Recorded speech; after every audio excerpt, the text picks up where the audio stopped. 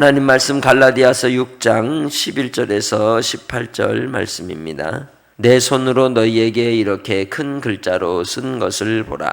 무릇 육체의 모양을 내려 하는 자들이 억지로 너희에게 할례를 받게 함은 그들이 그리스도의 십자가로 말미암아 박해를 면하려 함뿐이라. 할례 받은 그들이라도 스스로 율법은 지키지 아니하고 너희에게 할례를 받게 하려 하는 것은 그들이 너희의 육체로 자랑하려 함이라. 그러나 내게는 우리 주 예수 그리스도의 십자가 외에 결코 자랑할 것이 없으니 그리스도로 말미암아 세상이 나를 대하여 십자가에 못 박히고 내가 또한 세상을 대하여 그러하니라. 할례나 무할례가 아무것도 아니로되 오직 새로 지으심을 받는 것만이 중요하니라. 무릇 이 규례를 행하는 자에게와 하나님의 이스라엘에게 평강과 긍휼이 있을지어다. 이후로는 누구든지 나를 괴롭게 하지 말라. 내가 내 몸에 예수의 흔적을 지니고 있노라. 형제들아, 우리 주 예수 그리스도의 은혜가 너희 심령에 있을지어다. 아멘.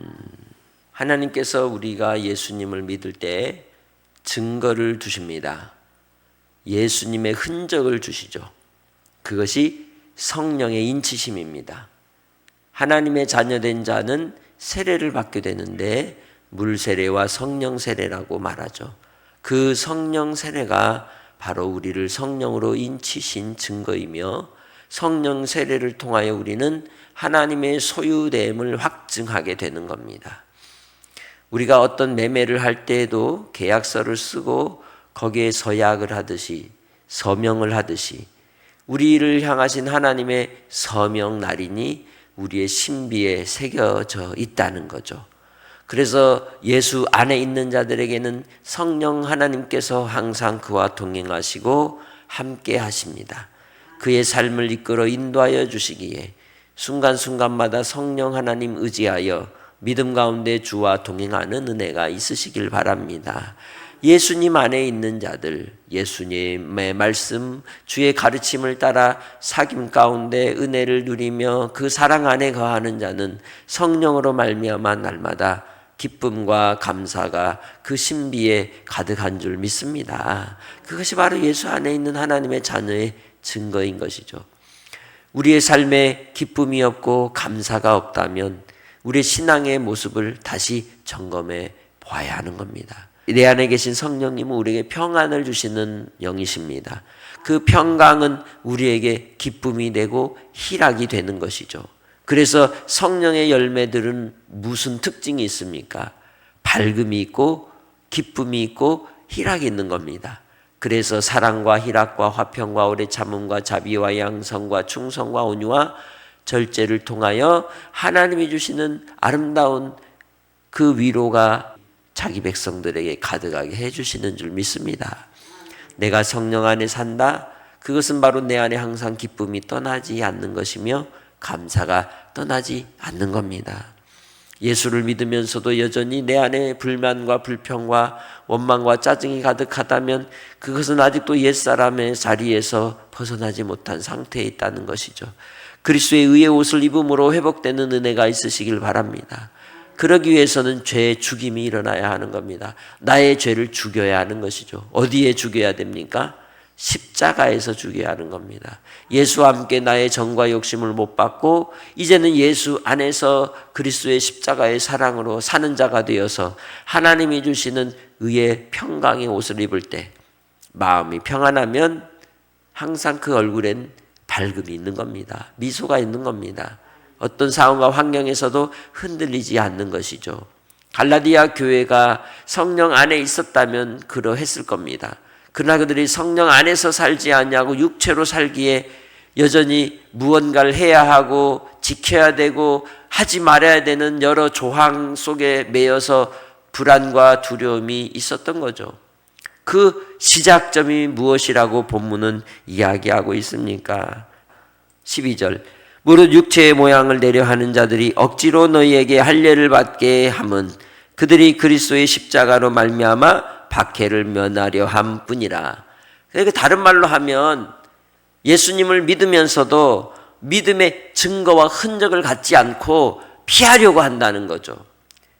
세상 사람들과 직장 생활을 하든지 또 가정에서든지 어떤 상황과 환경 속에서 살 때 예수 믿는 걸 보여주지 않는 겁니다. 숨기며 사는 겁니다. 은밀하게 그렇게 예수 믿는 걸 부끄러워하며 사는 사람들이 있습니다. 그러나 예수 안에 산다면 예수로 자랑하는 자가 되어야 하고 예수를 드러내는 자가 되고 예수로 기뻐하는 자인 것이죠. 숨기려 해도 숨길 수가 없는 거예요. 왜? 구원의 비밀을 알고 있고 천국을 상속한 자로서 하나님의 놀라운 선물을 받았는데 어찌 우리가 조용히 있을 수 있습니까? 남의 비밀을 알면 가만히 있을 수 있나요? 좋지 않은 비밀도 뭐 하고 싶어져요? 자꾸 입이 간질간질해가지고 말하고 싶어지잖아요.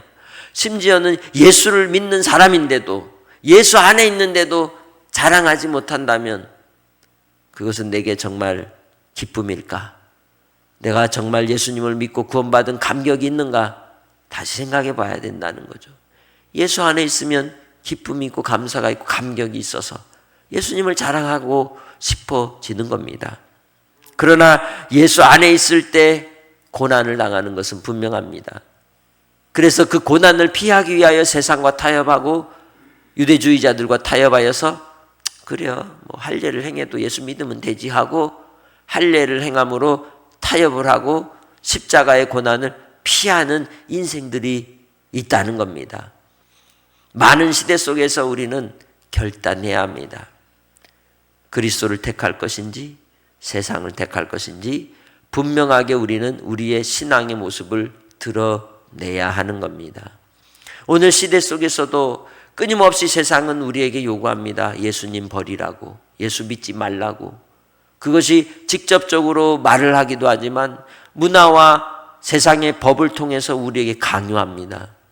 그 속에서 정말 예수 믿는 믿음을 확증하고 드러내며 끝까지 고난받기를 두려워하지 않고 살아갈 결단을 하시기를 바랍니다. 세례 받을 때 우리 서약했지 않습니까? 예수님을 믿을 때 어떤 고난이 오고 박해가 와도 끝까지 예수님을 따르겠다고 서약한 것은 어디 가고 그 서약을 따라서 신앙으로 살아갈 때 고난을 두려워하지 않고 살아가야 함에도 불구하고 타협하여서 십자가로 말미암는 박해를 면하려 한다면 그것을 우리는 뭐라 그래요? 비겁하다 그러는 거예요. 주 예수 안에서 담대한 하나님의 백성들이 되시길 바랍니다. 주님께서 우리에게 주신 그 크신 십자가의 은혜와 사랑은 우리를 위하여 우리를 부끄러워하지 않은 주님의 사랑입니다. 그러기에 우리가 주님을 부인하면 주님도 우리를 모른다 하실 겁니다. 이 땅에서 예수 그리스도를 믿는 믿음의 증거를 드러내며 주 예수 안에서 누리는 삶이 되시길 바랍니다. 그들이 할례를 받는 것은 오히려 스스로 율법을 지키는 자로 가려고 하는 것이 아니라 그것만 자랑하려고 한다는 거예요. 믿음 안에서 살아간다 하면서도 우리가 자랑거리들이 참 많아요. 그런데 많은 경우에 크리스찬들이 모이면 뭘 자랑해요? 교회 자랑해요. 그죠? 자기 교회 자랑한단 말이에요. 그게 뭐 잘못된 건 아니지만 교회의 규모가 크고 시스템이 잘 돼 있는 것이 곧 뭐인 것처럼 내 것인 것처럼 착각을 한다는 거죠. 그러나 결코 그것이 우리의 자랑이 될 수 없는 겁니다. 그것은 육체로 자랑하는 태도와 다르지 않습니다. 우리가 자랑할 것은 오직 예수 그리스도밖에 없는 줄 믿습니다. 예수 생명만 자랑해야 하는 겁니다. 예수님이 내게 주신 그 생명의 은혜로 내가 소망 가운데 살고 있다는 것을 자랑해야 한다는 겁니다. 절망과 낭만과 고통과 신음 가운데 나를 건져주시고 생명의 소망을 주시고 살아갈 용기를 주시고 이 땅에서 삶이 끝이 아니라 영원한 하나님의 나라가 있음을 우리는 알고 하나님 나라의 상속자로 살아간다는 자부심을 자랑하시길 바랍니다. 예수를 자랑하는 믿음의 권속들이 되시길 바랍니다. 그러기에 바울 사도는 14절에 뭐라고 얘기합니까? 내게는 우리 주 예수 그리스도의 십자가 외에 결코 자랑할 게 없다고 이야기하지 않습니까? 나를 대하여 십자가에 못 박혔다는 거예요, 세상이. 그러니 이제 세상에 대해서는 내가 죽고 나는 이제 세상에 대하여 사는 자가 되되 주의 복음으로 말미암아 살 것이라고 고백하고 선언하고 있는 것입니다.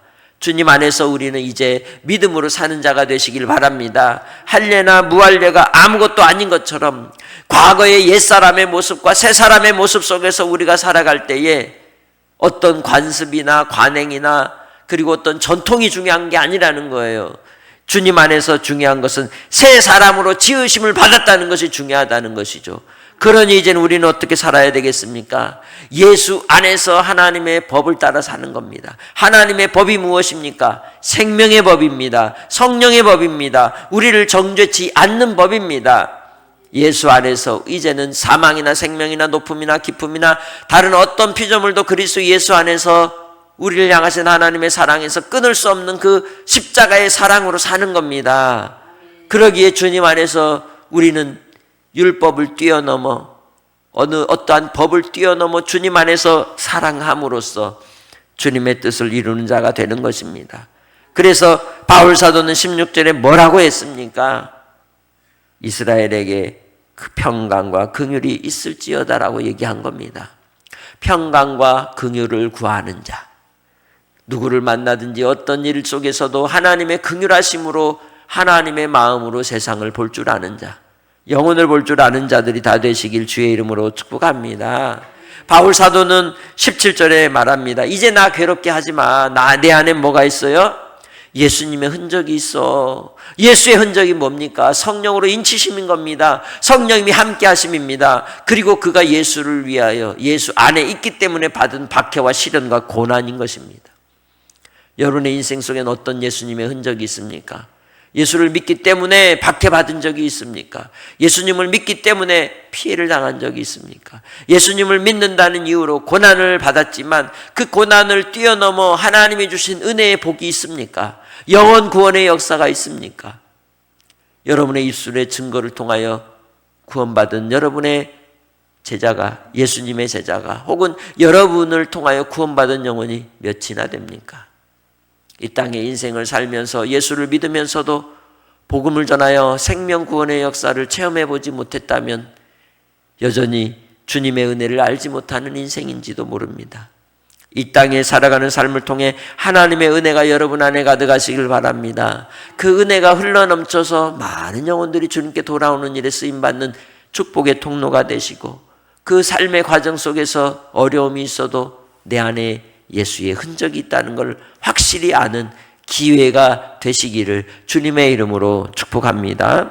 하나님 아버지, 이 땅에 우리를 부르시고 구원의 은혜를 베푸셔서 예수의 흔적으로 성령으로 인쳐주시고 주님과 동행하게 하시니 감사합니다. 이 땅의 삶을 통해 주님이 우리에게 베푸신 그 한량없는 은혜 아래에 서게 하시고 주님과 동행하게 하옵소서. 우리의 심령 가운데 평강이 떠나지 않게 하시고 예수 안에서 예수님이 이기신 그 세상에 대하여 우리도 이기는 자가 되어 끝까지 믿음으로 달려가게 하옵소서. 주 아버지 하나님, 하나님이 나의 아버지이시기에 주님께 아뢰며 의지하며 의탁할 때마다 우리를 붙들어 주시고 동행하여 주옵소서. 우리 사랑하는 믿음의 성도들을 통해 영혼 구원의 역사가 나타나게 하옵소서. 하나님의 은혜의 역사를 바라보는 감격이 있게 하옵소서. 첫사랑을 회복시켜 주옵소서. 아버지 하나님, 우리 땅에 아직도 구원받지 못한 주님의 백성들이 있습니다. 그들을 건져 주옵소서. 아버지 하나님께서 잔치를 배설하고 또한 그 잔치를 통하여 한 영혼이라도 주님께 돌아오는 역사가 있게 하옵소서. 오늘도 주님께서 사랑하는 믿음의 성도들에게 성령 충만, 은혜 충만, 기쁨 충만케 하실 줄 믿사옵고 감사하며 예수님의 이름으로 기도합니다. 아멘.